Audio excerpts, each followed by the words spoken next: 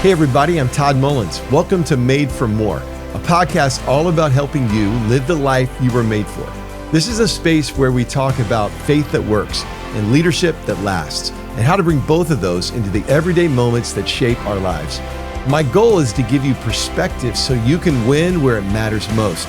And I hope you walk away from this conversation a little more encouraged and a little more equipped for all God has called you to do and who He's called you to be. Enjoy today's episode. John, welcome back to the podcast. This is your third book on failure, which I think would make you an expert. Yeah. I mean, when people talk about experts and you say, and what's your, well, I think I'm best on failure. It just seems to be a spiritual, spiritual gift in my life. Book upon book, bestseller upon bestseller about failing. I'm very consistent here in this area. So I really do. When I wrote this book, this is my third book, and I just said, man, why is this a better book on failure? Because I am really getting good at failure. And so I'm trying to help other people. You're helping us deal with it. I want to ask you the question, what are you learning right now about failure at this age that you didn't know at the first book that came out? What is it teaching you? What are you discovering as it pertains to failing and how we respond to it? Well, if you would have asked me when I wrote the first book, which Failing Forward is the first book. Great book. And I bet that was like, it became a bestseller probably 23, 24 years ago. It's a long time ago. I kind of thought that if you did failure well, that you would lessen failure. You would have less L-E-S-S, less failure. What I thought that back then is you'd have less failures. What I didn't realize is you wouldn't have less failures, but you would get more lessons out of the failure. So in the beginning, I really thought that I'll help people understand failure and they'll have less failure in their life. And then I realized that's not true. No. I can tell you today, I think I have as many failures today as I had when I started. Wow. That's why I write on it. But here's the difference. I don't have less failures, but I get more lessons out of those failures. That's so good. And that's a big change. So where I would one time say, well, don't do that anymore, and then you won't mess up.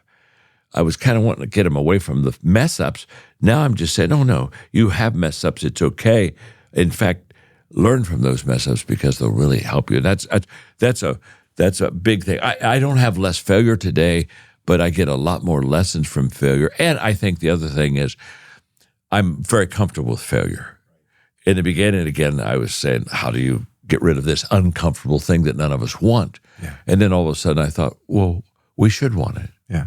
It's a different perspective. It's a different perspective. And could some of that be, John, because of your success, you've been able to marry the success and the failure together when you're starting out or stepping into a new season, new role, you don't have a lot of successes under your belt. And so you're intimidated by failure. You're trying to hide it. And so if we can help those that are just starting out, maybe in a new field, not fear the failure that they're going to make. It's inevitable, but go ahead and embrace it and learn from it. Then they're gonna get there more quickly than we have. It's important for people to get some wins under their belt. Right. And as a leader, we need to create a culture that makes sure that they're getting some of those, because that's where you get the confidence. That's where you get the strength. That's where you get the resilience. And so I think when we think of failure, I think of David when he took on Goliath, and I don't know if he had taken on Goliath if he wouldn't have had a bear and a lion that he had to kill to defend and take care and protect his sheep. I'm not sure. I'm not sure Goliath gets in the picture without the lion and the bear. And so that's those wins. That's he got confidence. He said, "My gosh, I've done this before." And I can go, it's almost like you don't go to the next level, you grow to the next level. That's good. And if I go to the next level, I may go and get over my head and not be able to get out of it. But if I grow to the next level, I tell people all the time, when you go to the next level, you may be over your head and you don't know what to do with it. But if you grow to the next level, you will be over your head, but you do know how to swim and you'll get there. And I think that's, if we're growing, we grow through failure. If we're going, I think we get sometimes stymied by failure and say, oh my gosh, this isn't working. Right. Go back to before you started learning the benefits of failure, or before you actually realized it was something that could actually help you become a better leader, better person.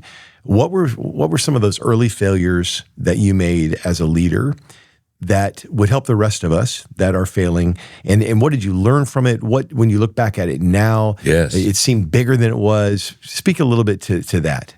when somebody, because I'm asked that quite often, when somebody says, "What's the biggest failure that you ever?" The biggest failure I think I ever had was the unwillingness to address that failure and admit that failure quickly. I tried to hide it because I thought, well, what will people think? I'm supposed to be the leader, and I just messed up.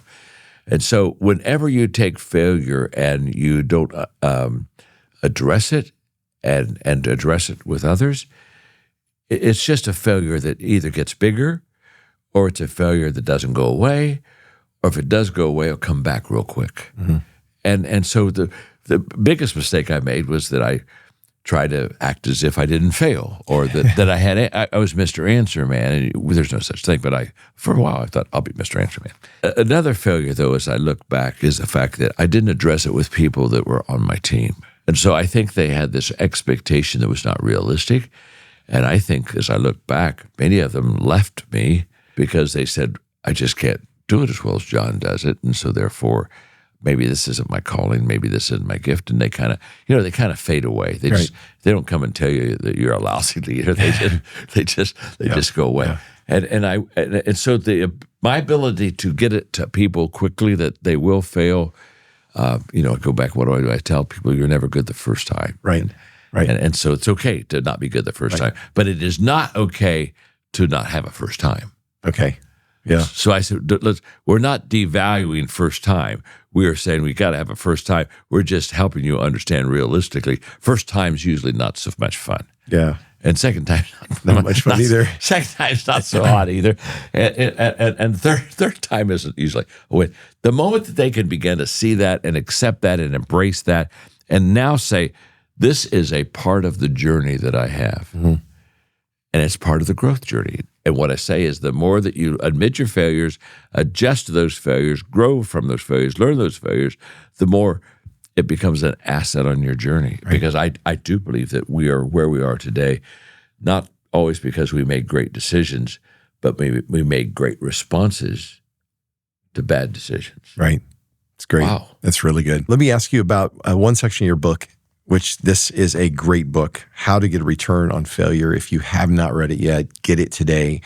The link is in the show notes. Make sure that you read it. I'm going to be reading it a second time because I want to get the most out of all my failures. But you spend a lot of time talking about the way we talk to ourselves as leaders. Totally. And how, I think you even say something that like 95% of the emotions that we feel are directed by the way that we talk to ourselves. No so talk to us about how you talk to yourself and give us some insight into what's going on in your brain, and especially when things aren't going the way that you want them to.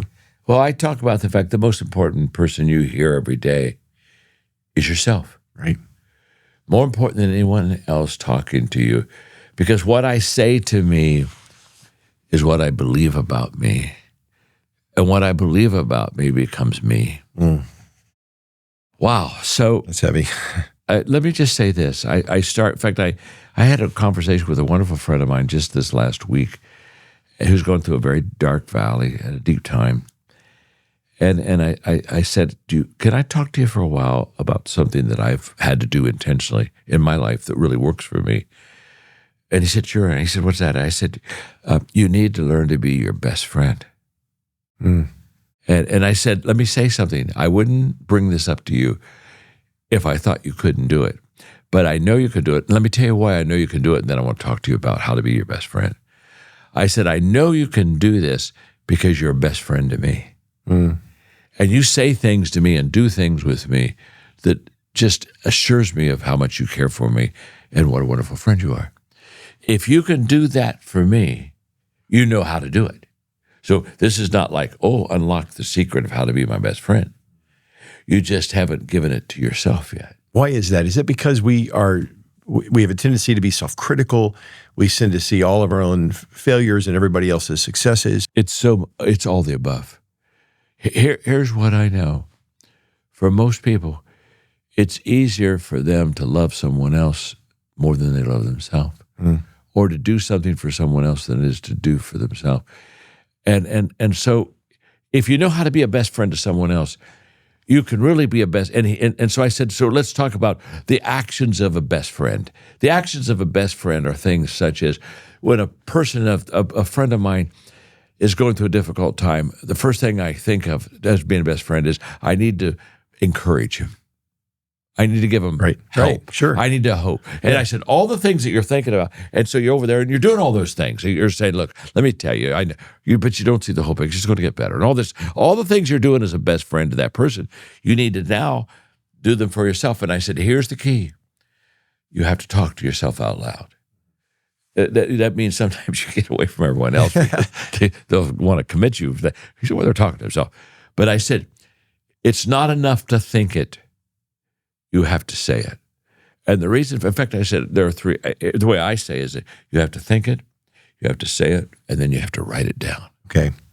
Think it, say it, write it down. And I do that often. Often I'll think it and I'll say, okay, John, you need to understand that wasn't your best day. That wasn't your best talk. But let me just say something. You help people. Yes. Even when you're not at your best, people get help from it. In fact, sometimes people get more help when you're not your best because they connect with you. And so then I'll go get my legal pad and I'll say, all right, today I helped people, even when I wasn't my best, because they needed. And then sometimes I'll go to that passage where Paul talks to the Corinthian church about how God uses the low things, the base things, the simple things to confound the wise. And sometimes I'll say, that's me. I was right there. I was weak and it wasn't good. And people would even look at it and say, how can God use him? How could God use that? But he used it. And I'll put on a pad of paper. This is very emotional. I'll put, God used me today. Even when I wasn't 100%, he blessed the words and he blessed the people. And he did for them what I couldn't do for them anyway. And then I'll write it because you got to, then seeing it visually and just saying that and looking at it. And I've sometimes held that together maybe for a week to just help me get through that process. And it helps. So I told my friend, and I'm telling all of our podcast friends, I mean, again, if they're made for more, I'm just telling you today, don't miss this. This is so important. In your weakness, in your failures, in your losses, if you respond correctly to them, those will be your greatest lessons, not only for you, but for others. So when you climb that mountain of a miss and a loss and you overcome it, you need to tell other people about it because they're taking the same journey. And Todd, the journey is tough. It's uphill all the way. Right. It isn't easy. Life is difficult. And if we could share these things with them, it just helps them. That's what you're doing here on the podcast. Yes, and that's John, thank you for sharing that because that gives all of us hope to know that you have to speak to yourself that way. You have to write it down. You have to read it after a day that maybe wasn't your best because we all have those. But most of us just try to move past those or we beat ourselves up for it instead of speaking honesty and truth and life over ourselves, being that best friend. So you just gave us a valuable tool. You gave me a valuable tool because a lot of times in my life when I have those moments that aren't my best or I don't feel like I'm measuring up, I'm questioning and I'm debating in my head, but I'm not encouraging and I'm not writing things down and speaking truth over myself. And so thank you. Todd, I'm so glad we're here. Well, give me a moment. When you ask what have I learned about failure now versus 25 years ago, whatever, I have learned to live in my failure and embrace it and stay long enough in it to learn from it. Great. And now instead of, there used to be a time when I failed that I said, oh my God, I got to get, and you leave it. You divorce yourself. Yeah. As quick as you can. Run from the scene. Forced run. Who did that over there? But what I learned, obviously, many years ago is if you leave a failure early, you don't learn from it. If you leave it, you don't learn it. Yeah. So the leaving of it caused me not to. So instead of leaving the failure, I've learned to live in the failure. And this is like, and not only live in it, it's not now like, oh my gosh, okay, I got about a half a day of living in this. No. I look forward to it. Reflect on it. Because I know I am about to find gold. I know I'm about to go where I haven't gone and see what I've never seen, feel what I've never felt, and learn what I've never learned. So now, I'll have to say when I do this process, which may be a 2 or 3 hours, I'll have to say I look forward to it. It's kind of like, oh my gosh, I am about to learn something and receive something that if I wouldn't have failed, I wouldn't have received. And God, I am ready to receive from you. It's kind of like my prayer life greatly changed about 8 or 9 years ago. Greatly changed. One day when I was reading in that passage where Jesus just basically says, I know more what you want than you know what you want. In other words, truly, I know what's best for you more than you know what's best for you. And I thought, I think that's true. And if that is true, why am I running all of the agenda for prayer? Why don't I say, God, since you know more than I know, and you know what I need, and I don't know sometimes what I need, could I just hear from you? And I put myself in a listening posture. Great. More than a leading posture. In leading, I had my agenda laid out. And prayer requests. God, we got 7 things today. I hope you got a little time here. I got to get through these things. And now it's kind of like, oh, I may have some stuff, but what do you have for me? And I found so many times, Todd, I found so many times what he has for me is exactly what I need. But if I didn't ask him, and if I didn't have a learning, listening posture toward him, I would miss it. Yeah. And I just, it's something beautiful about how failure can shape your life in a positive way. It's something beautiful about how listening to God gives us what we really need, not what we thought we wanted. Right. And it's true. His ways are higher than ours. And so it's good. It's and good. He'll speak into those failure moments or just those moments where we are feeling like at a loss. Yeah. He comes in and he speaks what he needs to speak, gives us what we need to receive. So important to change our life and change the people around us. Yeah. John, thank you. Thank you for this time that has been rich. One key takeaway that I've heard you say repeatedly, and I want to make sure we don't miss this, is that our approach and our response to failure is going to change whether we grow through it or whether we get stuck in it. Oh, totally. The businessman that you spoke about in the last episode, the billionaire, that he would not have given up the failures because of the lessons he learned. I've heard you say the same thing. The failures that you went through, character development, the humility, all of it is so important if we can just reframe it. And your book walks us through how to do that. I can't wait to get everybody on our staff reading it. I can't wait to read it again. Thank you for investing. Thank you for being an expert in failure. We're better because you're so good at failure. And you know, when you said you're going to read the book second time, you know that I read a good book twice too. But my response to a good book is the first time I mark the book and I read it the second time, I go back to those marks. So the marks that I marked in the book the second time mark me.